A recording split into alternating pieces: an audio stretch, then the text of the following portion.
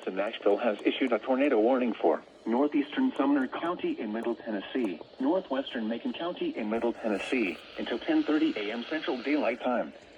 At 10:05 a.m. Central Daylight Time, a severe thunderstorm capable of producing a tornado was located 8 miles northeast of Portland, or 18 miles north of Gallatin, moving east at 60 miles per hour.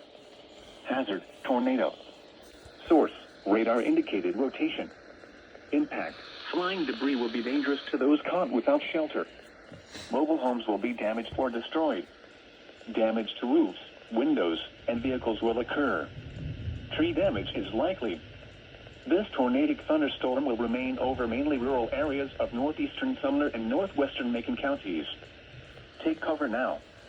Move to a basement or an interior room on the lowest floor of a sturdy building. Avoid windows. If you are outdoors, in a mobile home, or in a vehicle, move to the closest substantial shelter and protect yourself from flying debris.